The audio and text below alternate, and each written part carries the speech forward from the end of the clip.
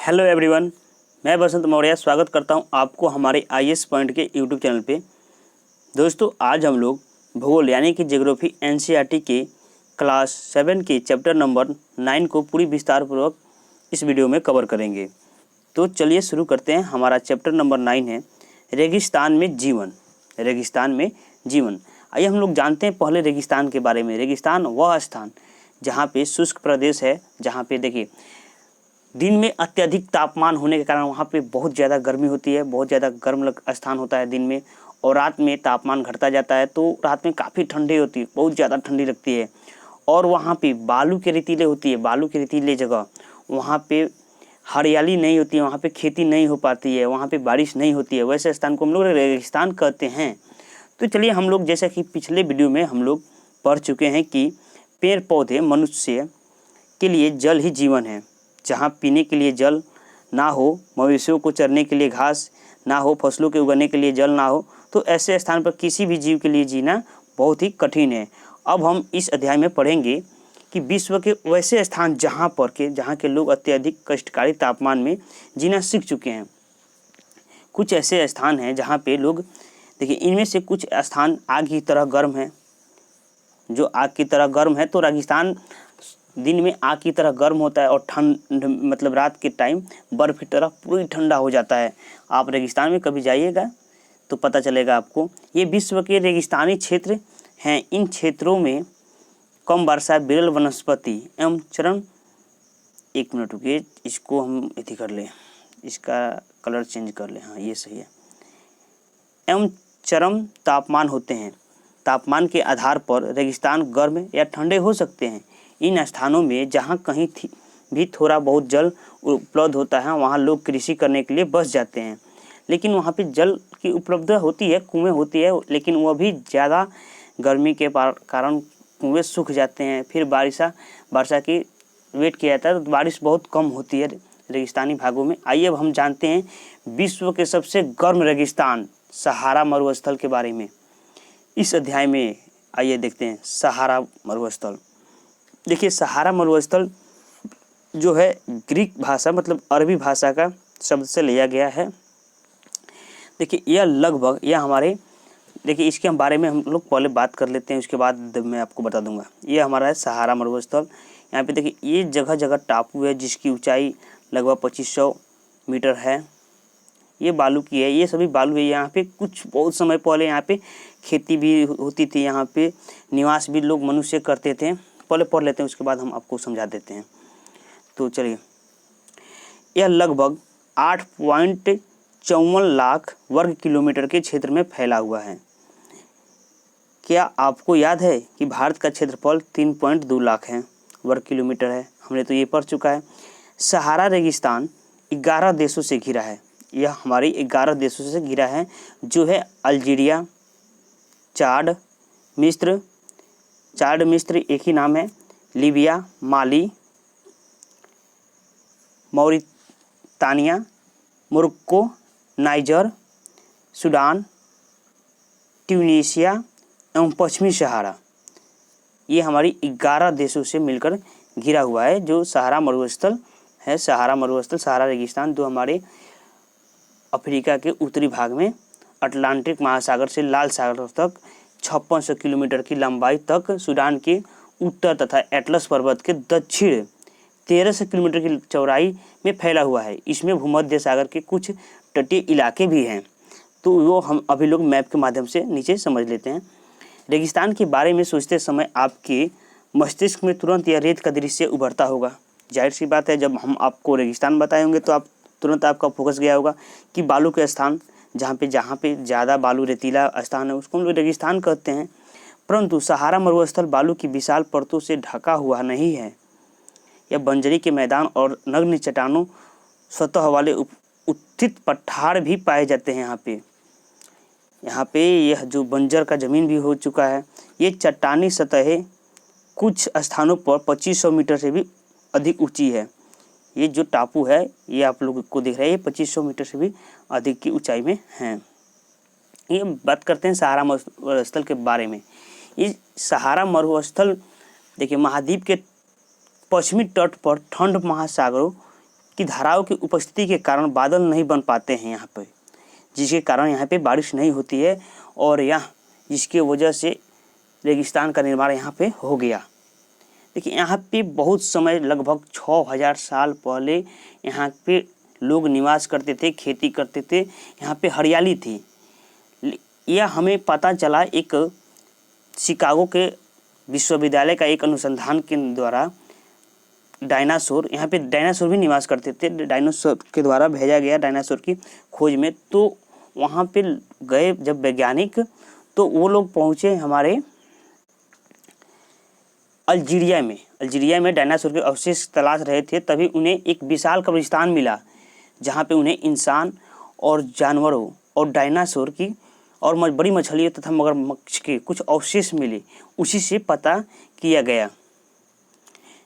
अब आइए जानते हैं। देखिए, क्या आप जानते हैं यह जानकर आश्चर्य होगा कि आज का सहारा रेगिस्तान एक समय में पूर्वक हरा भरा मैदान है। यह तो मैं अभी आपको बताया। सहारा की गुफाओं में प्राप्त चित्रों से ज्ञात है कि यहाँ नदियाँ तथा मगर पाए जाते हैं। हाथी, शेर, जिराफ, शुतुरमुर्ग, भेड़, पशु तथा बकरियाँ सामान्य जानवर थे, परंतु यहाँ के जलवायु परिवर्तन में इसे बहुत गर्म व शुष्क प्रदेश में बदल दिया है। ये तो मैं आपको बता दिया हूँ कि पृथ्वी के कुछ बदलाव के कारण यहाँ पर मरुस्थल भाग बन चुका है। देखिए, महाद्वीप के पश्चिमी तट पर ठंड महासागर है, जिसकी धाराओं की उपस्थिति के कारण बादल नहीं बन पाते हैं इस स्थान पे, जो कि पहले बनता था। लेकिन हमारी पृथ्वी के कुछ बदलाव के कारण यह ऐसा हुआ है। वैज्ञानिकों का अभी तक इस पे प्रयास जारी है। तो उसके वजह से यहाँ पे बारिश नहीं होती है। तो बारिश नहीं होती तो वहाँ पे वह ज़मीन बंजर हो गया है, जिसके वजह से वहाँ मरुस्थल का निर्माण हो चुका है। और यह लगभग 11 देशों में फैला हुआ है। देखिए, ये सभी 11 देश इधर देखिए, पश्चिमी Sahara, Morocco, Tunisia, Mauritania, Algeria, Libya, मिस्र। जो हमारा देखिए, ये हमारा सहारा मरुस्थल है, ये हमारा सहारा मरुस्थल है। आइए इसके बारे में हम लोग और जानते हैं। देखिए, यहाँ की जो जलवायु है सहारा मरुस्थल की, वो हम लोग इस पे बात करेंगे। सहारा के अल्जीजिया क्षेत्र में, जो त्रिपोली लीबिया के दक्षिणी भाग में स्थित है, यहाँ का सबसे अधिक तापमान 1922 में 97.7 डिग्री सेल्सियस दर्ज किया गया था।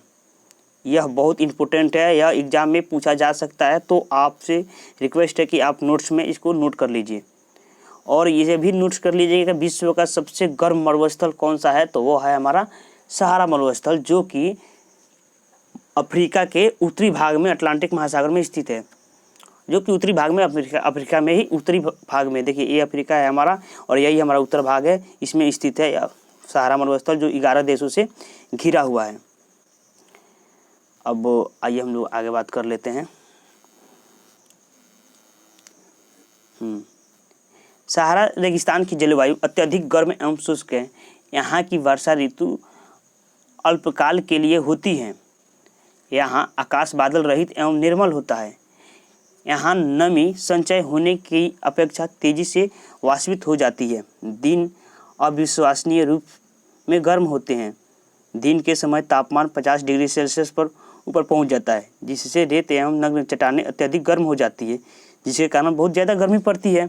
और रात में अत्यधिक ठंडी भी पड़ती है तथा तापमान गिरकर रात को लगभग 0 डिग्री सेल्सियस तक पहुंच जाता है, जिसकी वजह से वहाँ पे बहुत ज़्यादा ठंडी भी रात को पड़ती है। जिस तरह दिन में बहुत ज़्यादा गर्मी पड़ती है, गर्मी की वजह से, उसी तरह रात में। देखिए, यहाँ की पे जो वनस्पति और जो प्राणी जात पाए जाते हैं उसके भी बारे में जानते हैं। देखिए, लगभग आज से 6000 साल पहले यहाँ पे लोग निवास करते थे, खेती करते थे, कृषि करते थे। यहाँ पे जीव पाए जाते थे, हरियाली, पूरी हरियाली थी। लेकिन पृथ्वी के बदलाव के कारण यहाँ यह रेगिस्तान में बदल गया, जो कि विश्व का सबसे बड़ा गर्म मरुस्थल है। सहारा मरुस्थल जो है वह ग्रीक भाषा के अरबी भाषा से लिया गया है। देखिए, यहाँ पे कौन कौन से जीव पाए जाते हैं उसके बारे में हम लोग जानते हैं। रेगिस्तानी वनस्पति यानी कि पेड़ पौधे में कैक्टस, खजूर के पेड़ एवं एकेसिया पाए जाते हैं। यहाँ कुछ स्थानों पर मरुधान, खजूर के पेड़ से घिरे हरित द्वीप भी पाए जाते हैं। और यहाँ पर कहीं कहीं पर कुएं, नदियाँ और इस झरने दिखाई देंगे। इसी के कारण सहारा में खारे पानी का झीलें भी पाई जाती है। आइए, ऊँट जो वहाँ पे जीव जानवर पाए जाते हैं, जानवर में ऊँट पाया जाता है। ऊँट तो रेगिस्तान में पाए ही जाते हैं, जो रेगिस्तान का जहाज होता है वह ऊँट ही होता है। और लकड़बाघा, सियार, लोमड़ी, बिच्छू, सांप की विभिन्न प्रजातियाँ छिपकली यहाँ की प्रमुख जीव जंतु है। यह देखिए, यह हमारा रेगिस्तान है, जहाँ पे देखिए खजूर का जो पेड़ है वह पाया जाता है, यहाँ पे दिखाया गया। देखिए, वैज्ञानिकों को तो यहाँ से मछलियाँ के कंकाल भी मिले थे। यह मैं आपको बता ही दिया हूँ कि बड़ी मछलियाँ का कंकाल यहाँ पे अवशेष मिले। जब शिकागो का विश्वविद्यालय का एक अनुसंधान दल दक्षिण पूर्वी अल्जीरिया में डायनासोर के अवशेष तलाश रहे थे, तभी उन्हें एक विशाल कब्रिस्तान का पता चला, जिनमें इंसान, पशुओं, बड़ी मछलियों तथा मगरमच्छ के कुछ अवशेष मिले, जिससे उन लोगों को पता चला। आइए हम जानते हैं यहाँ के लोगों के बारे में। सहारा रेगिस्तान की कष्टकारी जलवायु में भी विभिन्न समुदायों के लोग निवास करते हैं, जो भिन्न भिन्न क्रियाकलापों में भाग लेते हैं। इनमें से बेदुइन एवं तुआरेग भी शामिल है। चलवासी जनजाति वाले ये लोग बकरी, भेड़, ऊँट एवं घोड़े जैसे पशुधन को पालते हैं।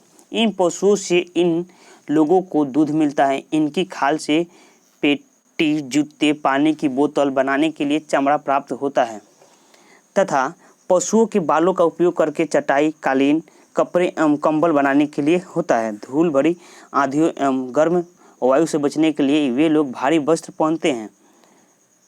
ये तो आपको पता हो गया कि वहाँ के जो लोग हैं वहाँ पे बकरे, भेड़, ऊँट, घोड़े जैसे पशुओं को पालते हैं, जिससे उनकी चमड़े होती है उससे वो लोग जूते, पेटी, पानी की बोतलें, बहुत सारी चीज़ें बनाते हैं और अपनी बिजनेस करते हैं या फिर। और वहाँ पे देखिए, वहाँ पे जो पशुओं का बालों का उपयोग होता है वो चटाई के लिए हो जाता है, कपड़ों के लिए हो जाता है। आइए हम जानते हैं, सहारा में मरुथान एवं मिस्र में नील घाटी लोगों का निवास में मदद करती है। यहाँ जल की उपलब्धता होने से लोग खजूर के पेड़ उगाते हैं। जो हमारा मिस्र घाटी, नील घाटी है, वहाँ भी जल पाई जाती है सहारा मरुस्थल में, जिससे वहाँ की जो लोग होती है, वहाँ की आम पब्लिक वहाँ पे खजूर के पेड़ उगाते हैं और चावल, गेहूँ जैसे अन्य फसलें भी उगाई जाती है। मिस्र में उगाए जाने वाले कपास पूरे विश्व में प्रसिद्ध है। यह भी इम्पोर्टेंट क्वेश्चन हो सकता है। कपास सबसे ज़्यादा मिस्र में उगाए जाते हैं, मिस्र देश में। आइए जानते हैं आगे। तेल की खोज संपूर्ण विश्व में है। अत्यधिक मांग वाले इस उत्पाद का अल्जीरिया, लीबिया एवं मिस्र में होने के कारण सहारा रेगिस्तान में तेज़ी से परिवर्तन हो रहा है। अभी तेज़ी से सहारा में परिवर्तन हो रहा है। इस क्षेत्र में पर्याप्त अन्य महत्वपूर्ण खनिजों में लोहा, फास्फोरस, मैग्नीज एवं यूरेनियम सम्मिलित हैं। सहारा मरुस्थल, देखिए, तेल की खोज संपूर्ण विश्व में अत्यधिक मांग वाले इस उत्पाद का अल्जीरिया में तेल ज़्यादा मिलता है और लीबिया एवं मिस्र में भी होने के कारण सहारा में भी तेज़ी से परिवर्तन हो रहा है। सहारा मरुस्थल में भी खोजा जा रहा है। वहाँ पे भी वैज्ञानिकों के द्वारा कार्य प्रगति पर है। आइए देखते हैं, जब रेत को पवन उड़ा ले जाती है तो वहाँ गर्त बन जाती है। एक जगह से रेत अगर दूसरी जगह जाएगी उड़कर, तो वहाँ पे एक टापू यानी कि गर्त बन जाएगी, वहाँ पे इकट्ठा हो जाएगी तो बन जाती है। जहाँ गर्त में भूमिगत जल सतह पर आ जाती है, वहाँ मरुस्थान बनते हैं। ये क्षेत्र उपजाऊ होते हैं। लोग इनके आसपास निवास करते हैं एवं खजूर के पेड़ तथा अन्य फसलें उगाते हैं। कभी कभी यह मरुस्थान असामान्य रूप से बड़ी भी हो जा सकता है। मोरक्को में टैफिलालेट मरुस्थान ऐसा ही एक विशाल मरुस्थान है जो 13,000 वर्ग किलोमीटर के क्षेत्र में फैला हुआ है। ये आप इम्पोर्टेंट है, इसको भी नोट कर लीजिएगा। सहारा की सांस्कृतिक जीवन शैली में भी परिवर्तन आ सकती है। आज यहाँ मस्जिद से ऊंचे कांच की खिड़कियाँ वाले भवनों तथा ऊँटों के प्राचीन मार्ग के स्थान पर सुपर महामार्ग बन गए हैं। नमक के व्यापार में ऊँटों का स्थान ट्रक ले रहे हैं। तुआरेग लोग विदेशी पर्यटकों के लिए मार्गदर्शकों का काम कर रहे हैं। आज अनेक चलवासी जनजाति के लोग शहरी जीवन की ओर जा रहे हैं, जहां वे तेल एवं गैसों के कार्यों में नौकरी ढूंढ रहे हैं। सहारा मरुस्थल यानी कि कोई भी रेगिस्तान में ऊँट ही सब कुछ होता है, सवारी या कोई भी वस्तु ढोने के लिए वहाँ पे गाड़ियाँ नहीं चल सकती है। बालू जो होती है, रेत होता है, उसमें चक्का फंस जाते हैं जिसकी वजह से नहीं चल पाते हैं, तो ऊँट और घोड़े की सहायता लिया जाता है। वहाँ पे ज़्यादातर ऊँट की ही सहायता लिया जाता है। अब हम जानते हैं ठंडा रेगिस्तान यानी कि लद्दाख के बारे में। ये लद्दाख शब्द 2 शब्दों से बना है। ला का अर्थ होता है पर्वतीय दर्रा तथा दा का अर्थ होता है देश। देखिए, जम्मू एवं कश्मीर के पूर्व बृहद हिमालय में स्थित लद्दाख एक ठंडा रेगिस्तान है, हमारे देश में है। इसके उत्तर में काराकोरम, जो हमारी लद्दाख है, ये हमारी मान लीजिए लद्दाख है, तो इसके उत्तर में काराकोरम पर्वत है तथा दक्षिण में हिमालय है, दक्षिण में जास्कर पर्वत स्थित है, जो यानी कि हिमालय है। लद्दाख से होकर अनेक नदियाँ बहती है, जिनमें सिंधु नदी प्रमुख है। अभी हम लोग मैप के माध्यम से देखेंगे। ये नदियाँ गहरी घाटियों एवं महाखुंड गार्ज का निर्माण करती है। लद्दाख में अनेक हिमानियाँ हैं, जैसे गैंगरी हिमानी यानी कि बर्फ़ की नदियाँ होती है, उसको हम लोग हिमानी कहते हैं। ये जानते हैं। लद्दाख, देखिए लद्दाख भारत का एक केंद्र शासित प्रदेश है, जो उत्तर में काराकोरम और दक्षिण में हिमालय पर्वत के बीच में है। यह भारत के सबसे विरल जनसंख्या वाले भागों में से एक है। भारत अक्साई चीन को भी इसका एक भाग है। देखिए, भारत में का जो लद्दाख का कुछ हिस्सा जो चीन के कब्जे में अभी भी है। देखिए, जो लद्दाख है वह अब केंद्र शासित प्रदेश है। यह 31 अक्टूबर 2019 को केंद्र शासित प्रदेश के रूप में घोषित किया गया। इसकी राजधानी लेह तथा कारगिल है, 2 इसकी राजधानियाँ थी। अब यहाँ पे हम लोग जानते हैं पृथ्वी के सबसे ठंडा स्थानों में से एक द्रास लद्दाख में स्थित है। ये देखिए, लद्दाख की ऊंचाई कारगिल में लगभग 3000 मीटर से लेकर काराकोरम में 8000 मीटर से भी अधिक पाई जाती है। अधिक ऊंचाई के कारण यहाँ की जलवायु अत्यधिक शीतल एवं शुष्क होती है। इस ऊंचाई पर जलवायु परत पतली होती है, जिससे सूर्य की गर्मी की अत्यधिक तीव्रता महसूस होती है। शुष्क ऋतु में दिन का तापमान 0 डिग्री सेल्सियस से कुछ ही अधिक होता है एवं रात में तापमान 0 से 30 डिग्री सेल्सियस से नीचे चला जाता है। शीत ऋतु में यह बर्फीला ठंडा हो जाता है। तापमान लगभग हर समय 40 डिग्री सेल्सियस से नीचे ही रहता है। चूँकि यह हिमालय की वृक्ष छाया में स्थित है, अतः यहाँ वर्षा बहुत ही कम होती है। यह हमारा है लद्दाख। आइए देखते हैं इसके बारे में। यह जो इसकी कारगिल से लगभग इसकी जो काराकोरम तक ऊंचाई है जो 3000 है, और कोरम से अधिक ऊंचाई है 8000 है। ये तो हम लोग देख ही लिए, पढ़ ही लिए, आप समझा ही लिए हैं। दिन में इसका जो तापमान होता है वह 0 डिग्री सेल्सियस होता है, और रात में इसका तापमान 30 डिग्री सेल्सियस से नीचे चला जाता है। तो ये आप लगभग नोट्स में लिख दीजिएगा और याद कर लीजिएगा, ये भी इम्पोर्टेंट है, इससे भी सवालें बनती रहती है। ये देखिए, ये है हमारा लद्दाख। ये हमारा है सियाचिन, जहाँ पे बहुत ज़्यादा ठंड है यानी कि बर्फीला, वहाँ पे बहुत ज़्यादा टेम्परेचर रहता है। वहाँ पे हमारी सेनाएं रहती हैं, और कुछ हमारे लद्दाख के हिस्सा जो चीन के कब्जे में है। और देखिए, यह है हमारा चीन, अवैध कब्जा चीन कर लिया। अभी हाल ही में चीन, मतलब अभी हाल ही की बात कर रहा हूँ मैं, चीन से लड़ाई हो गया था इसी को लेकर के। आइए देखते हैं। देखिए, ये हमारी जो सिंधु नदी है, प्रमुख नदी है। देखिए, सिंधु नदी है जो पाकिस्तान में जाकर यहाँ से निकलती है। सिंधु नदियाँ ये निकलती है, सिंधु नदियाँ हमारे मानसरोवर झील से निकलती है, जो कि यह हमारा चीन में है। चीन से होकर नदियाँ निकलती है। तो ये देखिए, ये चीन से ही निकलती है, तिब्बत की खाड़ी से, मानसरोवर झील से सिंधु की नदियाँ निकलती है। और ये इसमें बहुत सारी सहायक नदियाँ भी इसमें जाकर देखिए। ये हमारा जास्कर का जो पर्वत है हिमालय के पास, यह दक्षिण में है। और ये हमारा काराकोरम का पर्वत जो है उत्तर में है। यहाँ पे काराकोरम का सियाचिन के पास ही काराकोरम का पर्वत है। देखिए, इसमें इंडस भी नदी शामिल हो जाती है, सयुक भी नदी शामिल हो जाती है। और सयुक नदियाँ जो इसकी सबसे ही सहायक नदियाँ सिंधु के साथ मिल करके जाके पाकिस्तान में गिर जाती है। और ये हमारा हो गया लद्दाख, ये हमारा हुआ कारगिल, ये होगा दोहरा गुम्बाज, सयुक मुख्य जगह है। अब आइए जानते हैं यहाँ के और कुछ बारे में। मुश्किल से 10 सेंटीमीटर प्रति वर्ष से यह क्षेत्र बर्फीली हवाओं एवं तेज जलने वाले सूर्य ताप का अनुभव करता है। यह जानकर आपको आश्चर्य होगा कि यदि आप सूर्य की धूप में इस तरह बैठे कि आपके पैर छाया में न हो तो आप एक साथ एक समय पर ही उष्णता एवं तुषार उपघात से ग्रसित हो सकते हैं। देखिए, लद्दाख को खा पा चान भी कहते हैं, जिसका अर्थ होता है हिम भूमि, यानी कि बर्फ वाली भाग। यहाँ पे भी बहुत ज़्यादा ठंडी पड़ती है। अब यहाँ के हम लोग जानते हैं लोग के बारे में, लोग लद्दाख में कैसे रहते हैं, कैसे जीवन यापन करते हैं।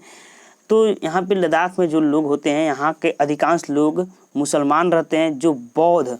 वास्तव में वे लद्दाख में अनेक बौद्ध मठ अपने परंपरागत गौपा के साथ स्थित है। कुछ प्रसिद्ध मठ है जो लद्दाख में स्थित है, जहाँ पे मुसलमान यानी कि बौद्ध धर्म के लोग ज़्यादा रहते हैं। देखिए, हेमिस थिकेंस से एवं लामायूरो। ग्रीष्म ऋतु में यहाँ के निवासी जौ, आलू, मटर, सेम एवं शलजम की खेती करते हैं। ठंडी में ग्रीष्म ऋतु में यानी कि गर्मी में यहाँ पे आलू, मटर ग्रीष्म ऋतु यानी कि करते हैं।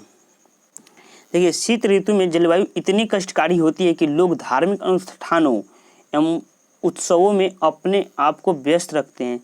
ठंडी के मौसम में यहाँ पे इतना ना ज़्यादा ठंडी पड़ती है कि लोग अपने आप को इतना ना ज़्यादा बिजी रख लेते हैं कि कोई कार्य ही नहीं मिलता पाता है।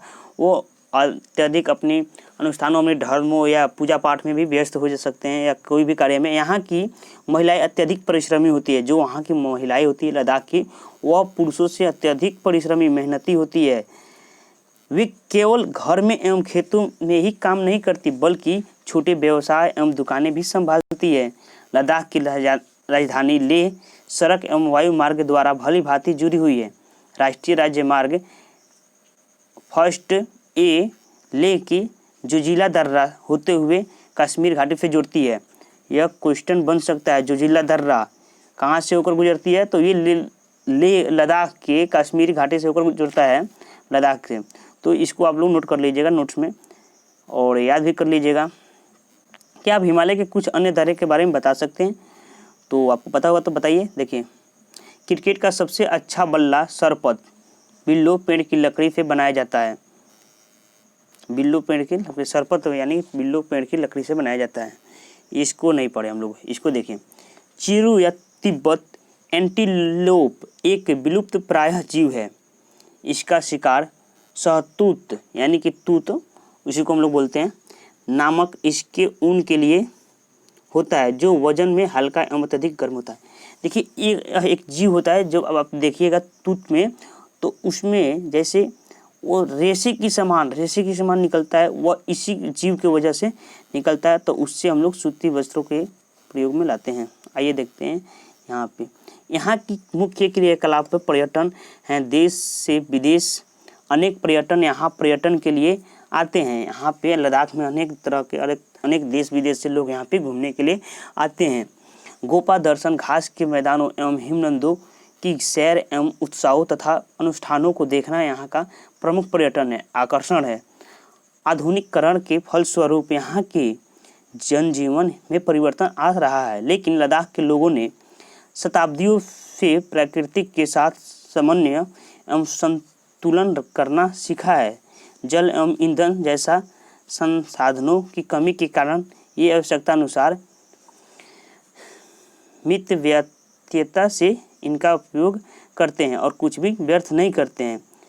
ये लोग जो होते हैं बहुत बिजी होते हैं, कोई भी कार्य बहुत संभल के करते हैं। यहाँ पे देखते हैं, मनाली लेह राज्य मार्ग 4 दर्रा से गुजरता है। इसको बहुत इंपॉर्टेंट, वेरी इंपॉर्टेंट है। मनाली लेह मार्ग मनाली लेह जो राज्य मार्ग है वो 4 दर्रा से गुजरती है। कौन कौन? रोहतांग ला, बाड़ा लाचा ला, लुनगालाचा ला एवं टंगलंग ला। यह राज्य मार्ग केवल जुलाई से सितंबर के बीच खुलता है, जब बर्फ का मार्ग से हटा दिया जाता है।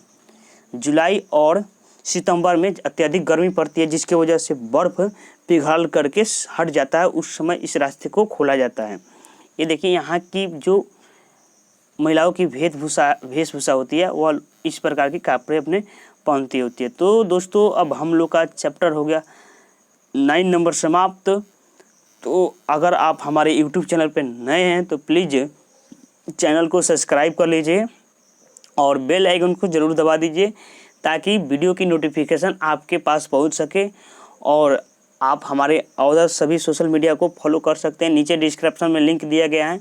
हमारे चैनल पे नए हैं तो प्लीज़ हमारे चैनल को ज़्यादा से ज़्यादा शेयर कीजिए, कमेंट कीजिए, लाइक कीजिए। तो चलिए मिलते हैं अगले वीडियो में, यानी कि अब ये तो हम लोग का 7 नंबर कक्षा का 7 नंबर समाप्त हो गया। अब हम 8 नंबर क्लास में मिलेंगे। तो चलिए मिलते हैं अगले वीडियो में। जय हिंद, जय भारत, वंदे मातरम।